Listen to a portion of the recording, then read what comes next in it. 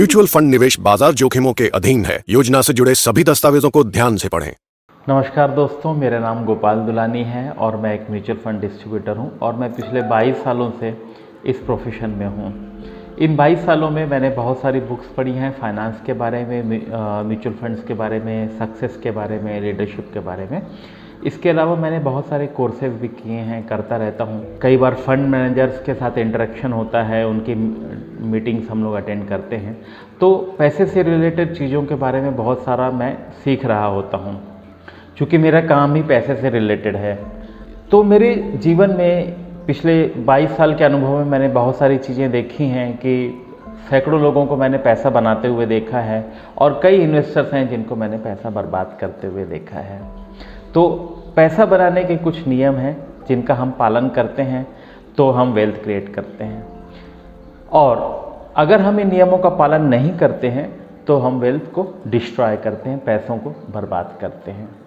तो आपने देखा होगा आपके जीवन में, आपके चारों तरफ आप देखते हैं कुछ लोग ऐसे हैं जो बहुत सक्सेसफुल थे, उनके पास पैसा था, टैलेंट था, लेकिन कुछ सालों के बाद वो जीरो पे आ गए, उन्होंने पैसे को बर्बाद कर दिया। इसी तरह कई बार हम देखते हैं कि कोई बिजनेसमैन है, सेकंड जनरेशन बिजनेसमैन है, उसके फादर ने बहुत अच्छा बिजनेस को ऊंचाइयों पर लेके गए, उसके फादर ने बहुत पैसा बनाया, नाम बनाया, लेकिन बच्चा MBA करके वर्ल्ड की टॉप यूनिवर्सिटी से MBA करके आया और बिज़नेस को ज्वाइन किया और कुछ ही सालों में उसने उस बिज़नेस को जीरो कर दिया और न सिर्फ खुद के लिए बल्कि शेयर होल्डर्स के लिए भी वेल्थ को डिस्ट्रॉय किया।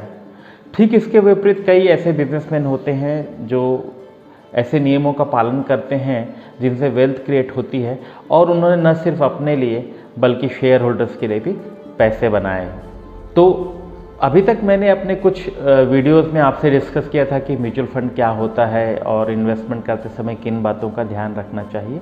आज जो मैं आपसे डिस्कस करने वाला हूं वह डायरेक्टली म्यूचुअल फंड से रिलेटेड नहीं है, बल्कि उन नियमों के बारे में है जिनका हमको ध्यान रखना चाहिए, न सिर्फ इन्वेस्ट करते समय बल्कि जीवन में बाकी समय में भी। कई बार हम क्या होता है कि जब हम सफलता के बारे में या लीडरशिप के बारे में या पैसा कमाने के बारे में या पैसा बनाने के बारे में जब जानना चाहते हैं तो हम बुक्स पढ़ते हैं या वीडियोस देखते हैं।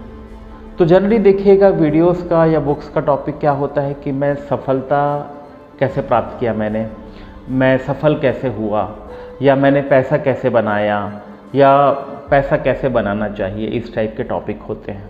लेकिन दोस्तों, क्या सिर्फ सफलता कैसे प्राप्त हुई इस बारे में जान करके हम सफल हो सकते हैं क्या? इसको हम लोग मैनेजमेंट थ्योरी या फाइनेंस में हम कहते हैं कि सिमेट्रीज डोंट टॉक या डेड पीपल डोंट टॉक। मतलब ऐसे लाखों लोग हैं जो असफल हैं अपने जीवन में, लेकिन उन्होंने भी मेहनत करी, उन्होंने भी ईमानदारी से काम किया, लेकिन किसी कारण से वो सफल नहीं हो पाए। तो मेरे हिसाब से या जो मैनेजमेंट गुरुज हैं वो कहते हैं कि we should learn from failure of other people also. बस हम लोग इसलिए नहीं पढ़ते हैं क्योंकि हम नहीं चाहते कि हम किसी असफल व्यक्ति से सीखें, लेकिन जीवन में जो मैनेजमेंट गुरुज कहते हैं कि हमको उन लोगों से भी सीखना चाहिए जो असफल हो गए, ताकि हम वो गलतियां न कर पाएँ जो उन्होंने करी।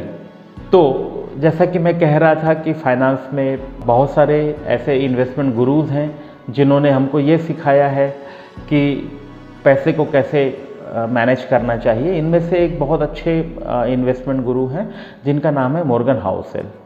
मॉर्गन हाउसेल एक बहुत ही फेमस पर्सनालिटी है और वो मोटली फूल के नाम से एक कंपनी है जिसमें वो ब्लॉग्स लिखते हैं और उन्होंने कई बुक्स भी लिखी हुई हैं।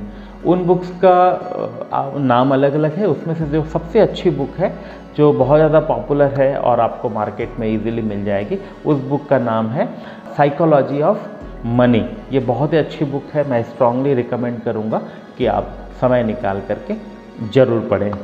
तो आज से 4 साल पहले मॉर्गन हाउसेल जी को एक बेटा हुआ।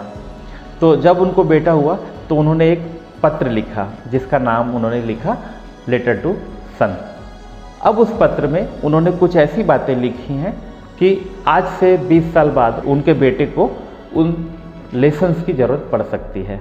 तो वो इतने प्यारे लेसन्स हैं, करीब 10 लेसन्स हैं, तो मुझे लगा कि मुझे वो बातें आपसे शेयर करनी चाहिए, तो मैं आपसे आज उन बातों को शेयर करूँगा। तो मॉर्गन होसेल हम देखें कि एक पिता हैं और एक पिता जो है वो अपने बेटे को क्या सिखाना चाहता है, तो वो हम देखेंगे आज। मॉर्गन होसेल लिखते हैं कि इस संडे को हमें, मेरी पत्नी को और मुझे पुत्र रत्न की प्राप्ति हुई और ये एक बहुत अच्छा एक्सपीरियंस था। तो मैंने एक पत्र लिखा अपने पुत्र को और उस पत्र में लिखा कि आज से 20 साल बाद तुम्हें इन चीज़ों की ज़रूरत हो सकती है। तो पहला लेसन दोस्तों हम देखते हैं, बहुत ही प्यारा लेसन है। पहला लेसन ये है कि तुम्हें एक दिन ऐसा लगेगा कि तुम्हें एक महंगी कार, फैंसी वॉच और एक बहुत बड़े घर की ज़रूरत है, लेकिन तुम्हें वास्तव में इस चीज़ की ज़रूरत नहीं है। जिस चीज़ की तुम्हें ज़रूरत है वह है इज्जत और सम्मान। जनरली हम जो एक व्यक्ति के रूप में हम क्या चाहते हैं कि लोग हमें इज्जत की नज़रों से देखें और हमें एडमायर करें, हमें सम्मान दें। जनरली हम लोग जो कार खरीदने की सोचते हैं या बड़ा घर खरीदने की सोचते हैं वो इसलिए क्योंकि हम चाहते हैं, हम ये समझते हैं कि वो कार खरीद लेने से हमें लोगों की नज़रों में सम्मान मिलने लगेगा। लेकिन ऐसा कभी नहीं होता है।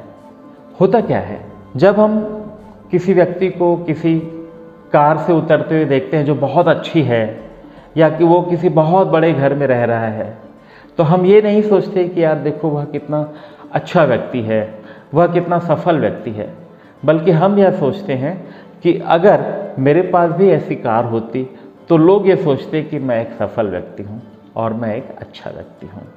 किसी को इस बात की परवाह नहीं है कि कार के अंदर कौन है। ज़िंदगी के मज़े लो और कुछ अच्छी चीज़ें भी खरीदो, लेकिन इस बात को समझो कि वास्तव में लोग जिस चीज़ को ढूंढ रहे हैं वह इज्जत और सम्मान, और आखिर में विनम्रता ही आपको इज्जत और सम्मान दिलाती है, न कि गुरूर और गुमान। दोस्तों दूसरा लेसन यह है कि यह मान लिया जाता है कि सारी फाइनेंशियल सफलता मेहनत से आती है। मॉर्गन होसेल कहते हैं कि यह अधिकतर सच है, लेकिन हमेशा यह सच नहीं होता। अपने जीवन में लोग बहुत सारे अनुभवों से गुजरते हैं और बहुत सारे लोगों से मिलते हैं, और ये बहुत सारे लोग और ये बहुत सारे अनुभव उनके जीवन को प्रभावित करते हैं। कई बार लोग ऐसे माहौल में पलते बढ़ते हैं जहाँ पर, ऐसे घरों में पलते हैं जहाँ पर शिक्षा को बहुत महत्व दिया जाता है, और कई घरों में शिक्षा को बिल्कुल भी महत्व नहीं दिया जाता। कई बार लोग ऐसे माहौल में पलते बढ़ते हैं जिस देश में वो पैदा हुए, और उनके पैदा होने के समय या जब वो टीन एज के थे तब देश बहुत तेज़ी से बढ़ रहा था, इकोनॉमी बहुत तेज़ी से बढ़ रही थी, और उद्यमिता को ऐसे माहौल में बहुत सपोर्ट मिलता है।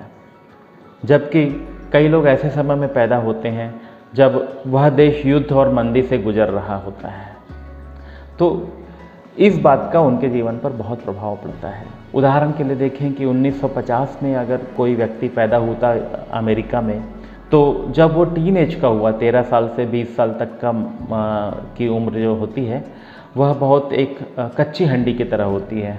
उस समय की जो परिस्थितियां हैं, उस समय वह जो सीखता है, समझता है, वह जीवन भर उसके साथ रहता है। तो 1950 वाला व्यक्ति देखिए 1963 से लेकर के आने वाले 7-8 सालों तक उसने ग्रोथ नहीं देखी। इवन उसके आने वाले 15 साल बाद तक भी उसको इकोनॉमी में कहीं तेज़ी और तरक्की नहीं देखी। तो ऑब्वियसली वह स्टॉक मार्केट में इन्वेस्ट करने की हिम्मत नहीं कर पाएगा। वह कोशिश करेगा कि वह बॉन्ड्स में या फिक्स डिपॉजिट्स में इन्वेस्ट करे।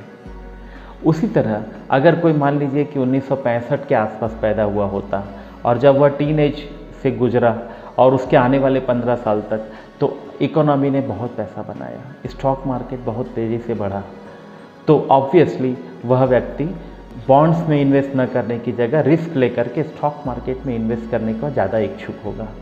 तो ये परिस्थितियाँ हमारे सोच पे, हमारे काम करने के तरीके के ऊपर बहुत ज़्यादा प्रभाव डालती हैं। तो इसलिए मॉर्गन होसेल अपने बेटे से कहते हैं कि किसी व्यक्ति को जज करते समय इस बात का ध्यान रखना कि खाली मेहनत से ही सफलता नहीं आती है, और सिर्फ आलस के कारण गरीबी नहीं आती है।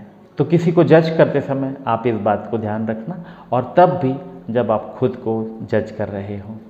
दोस्तों मॉर्गन होसेल जी अपने पत्र लेटर टू सन में तीसरा पॉइंट मेंशन करते हैं तीसरे पॉइंट को समझने के पहले मैं आपसे रिक्वेस्ट करूंगा कि इस पॉइंट को बहुत ध्यान से समझें, क्योंकि अगर ध्यान नहीं देंगे तो होगा क्या कि इस पॉइंट को हम गलत तरीके से समझेंगे, इसको हम नेगेटिवली ले सकते हैं। क्यों? क्योंकि आप एक पिता की दुविधा को समझें। एक पिता चाहता है कि मेरा जो बेटा है वो बहुत सुखी रहे और खुश रहे और उसे जीवन की हर खुशियाँ मिले, और इस पर्पस को पूरा करने के लिए हर पिता चाहता है कि वो अपने बेटे को दुनिया की सारी सुख सुविधाएं और दुनिया की सारी दौलत दे दे। लेकिन दूसरा पहलू देखें, एक पिता की दुविधा को सोचें कि अगर वह अपने बेटे को बैठे बिठाए सारी चीज़ें दे दे तो उसे इन चीज़ों की कद्र नहीं होगी। अब आज से कुछ समय के बाद, 10 साल के बाद, 20 साल के बाद, 30 साल के बाद हो सकता है कि वो बेटा इन सब चीज़ों को खो दे। तो इन चीज़ों को ध्यान में रखते हुए आप तीसरे पॉइंट को ध्यान से सुनिएगा। तीसरा पॉइंट वो कहते हैं, यह लेसन थोड़ा कड़वा है, लेकिन मैं आशा करता हूँ कि जीवन के किसी पड़ाव में तुम गरीब होगे। मैं नहीं चाहता कि तुम स्ट्रगल करो या दुखी रहो, लेकिन ऐसा कोई तरीका नहीं है कि पैसे की कीमत आदमी समझ सके बिना यह महसूस किए कि पैसे की तंगी या स्कार्सिटी क्या होती है। यह तंगी तुम्हें मजबूर करेगी बजट बनाने के लिए, और तुम्हें यह सिखाएगी कि जो कुछ टूटा फूटा है उसे कैसे रिपेयर करें। यह तंगी तुम्हें सिखाएगी कि शॉपिंग कॉम्प्लेक्स में बार्गेन कैसे करें और कैसे पैसा बचाएं। यह जो स्कूल है वह सर्वाइवल के लिए बहुत ज़रूरी है। सम्मान के साथ गरीब रहना सीखो और आने वाले उतार चढ़ाव को तुम आसानी से हैंडल कर पाओगे। दोस्तों, मॉर्गन होसेल जी अपने पत्र लेटर टू सन में चौथे पॉइंट को डिस्कस करते हैं। चौथे पॉइंट में वह अपने बेटे से कहते हैं कि अगर तुम ज़्यादातर लोगों की तरह हो तो तुम्हारा ज़्यादातर समय यह सोचने में जाएगा कि अगर मैंने यह रकम बचा ली या इतना पैसा कमा लिया तो सब कुछ अच्छा हो जाएगा और मेरी ज़िंदगी सेट हो जाएगी, और एक दिन तुम वह पैसे बना लोगे, तुम वह पैसे कमा लोगे, और उसके बाद तुम्हारा गोल आगे खसक जाएगा, तुम्हारा लक्ष्य और आगे बढ़ जाएगा। और अगर तुमको लगता है कि 1 करोड़ बना लिया तो सब कुछ अच्छा हो जाएगा, तो 1 करोड़ बनाने के बाद तुम्हें लगेगा कि 2 करोड़ बना लिया तो अच्छा हो जाएगा, 2 करोड़ बनाने के बाद तुम्हें लगेगा कि 5 करोड़ कमा लिया तो अच्छा हो जाएगा। यह एक दुखी कर देने वाला चक्र है। बेशक पैसे कमाओ, जीवन में आगे बढ़ने के लिए प्रयत्न करो, लेकिन तुम्हारा लक्ष्य जीवन में सिर्फ पैसा नहीं होना चाहिए, बल्कि पैसे से कुछ ऊंचा होना चाहिए। और इस बात को ध्यान रखना कि तुम्हारी नई परिस्थितियों के साथ एडजस्ट करने की क्षमता उससे ज़्यादा है जितना तुम सोचते हो। पांचवा लेसन को डिस्कस करते हुए मॉर्गन होसेल जी कहते हैं कि उस नौकरी से चिपके मत रहो जिससे तुम नफरत करते हो, क्योंकि जब तुम 18 साल के थे तब तुमने वह नौकरी ले ली जो आसानी से अवेलेबल थी। किसी को उस समय पता नहीं होता है कि वह अपने जीवन में क्या करना चाहता है, बल्कि कई लोगों को तो तब भी पता नहीं होता है जब वो तुम्हारी दुगुनी उम्र के हो जाते हैं। दोस्तों, 6वां लेसन में मॉर्गन होसेल जी अपने पुत्र को कहते हैं कि ज़रूरत पड़ने पर अपना मन बदल दो।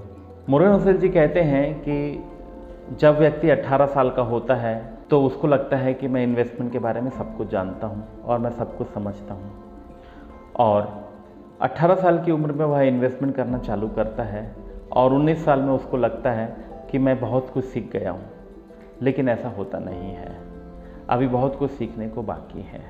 तो अगर तुम्हें लगे कि जो कुछ तुमने सीखा है वह सही नहीं है तो अपना मन बदल दो, क्योंकि आत्मविश्वास ज़्यादा तेज़ी से बढ़ता है बनिस्बत की इन्वेस्टमेंट की एबिलिटी से, खासकर छोटी उम्र में।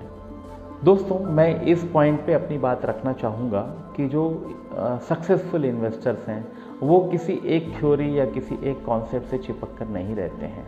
जैसे कि वॉरेन बफेट जी को अगर हम देखें तो हम पाएंगे कि जब ज़रूरत पड़ी तो उन्होंने अपने कॉन्सेप्ट में, अपने काम करने के स्टाइल में चेंज किया, क्योंकि एक समय वह कार बट थ्योरी को फॉलो करते थे, जब उनको लगा कि ये थ्योरी अब काम नहीं आएगी, क्योंकि मंदी के समय वो थ्योरी ज़्यादा अच्छी चल रही थी, बाद में उनको लगा कि मुझे थोड़ा सा ऐसे स्टॉक्स में इन्वेस्ट करना चाहिए जो कि जिनमें की ग्रोथ भी होती हो, ना सिर्फ सस्ते हों बल्कि ग्रोथ भी होती हो। तो उन्होंने अपने स्टाइल को चेंज किया।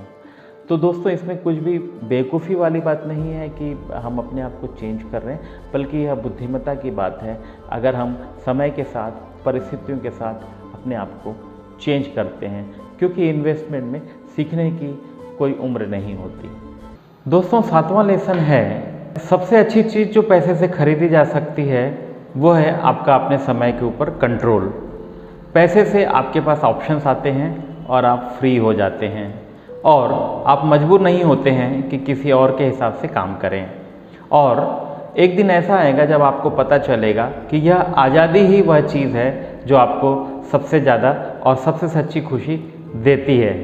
दोस्तों, 8वें लेसन में मॉर्गन हुसेल जी कहते हैं कि पैसे की बहुत सारी समस्याएं कर्ज से शुरू होती हैं।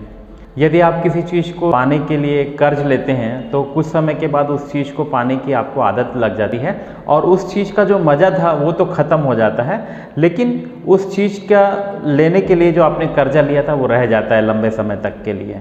हो सकता है कि तुम अपने लिए एक मकान लो या कुछ और प्रोडक्टिव असेट को लेने के लिए कर्जा लो, जो कि बहुत सही चीज़ है, लेकिन अधिकतर होता यह है कि हम कुछ ऐसी चीज़ों के लिए लोन लेते हैं जो कि प्रोडक्टिव नहीं होती हैं।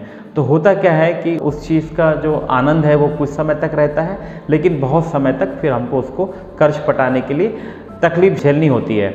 तो ये एक ड्रग्स की तरह कि शुरू में तो मज़ा देता है लेकिन बाद में सज़ा देता है। मॉर्गन हुसेल जी कहते हैं कि तुम्हारा पैसा बचाने का दर इस बात पे निर्भर नहीं रहता है कि तुम कितना कमाते हो।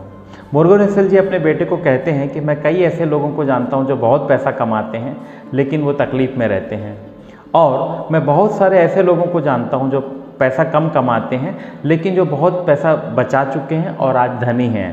तो तुम्हारा पैसा बचाने की दर तुम्हारी कमाई पे निर्भर नहीं रखता है बल्कि तुम्हारे खर्चों पर निर्भर करता है। साथ ही मॉर्गन हुसेल जी कहते हैं कि एकदम कंजूस भी मत बनो कि पैसे को एकदम से बचा रहे हैं, जहाँ ज़रूरत है वहाँ पर खर्च नहीं कर रहे हैं, लेकिन अंत में कितना पैसा तुम बचाते हो यही इस बात को निर्धारित करेगा कि तुम भविष्य में कितने सुखी रहते हो और अपने भविष्य को कितना कंट्रोल कर पाते हो। 10वें और अंतिम लेसन में मॉर्गन हुसेल जी अपने बेटे को लिखते हैं कि मेरी बातों को मत मानो अगर आप उससे असहमत हो। हर व्यक्ति अलग होता है और हर व्यक्ति एकदम अलग अलग माहौल में पलता और बढ़ता है। तो तुम्हारे समय की जो वैल्यूज़ हैं, अपॉर्चुनिटीज़ हैं, वो एकदम अलग होंगी और हो सकता है कि तुम मेरे इन बातों से असहमत हो, तो तुम्हें पूरी स्वतंत्रता है कि तुम मेरी इन बातों को मत मानो।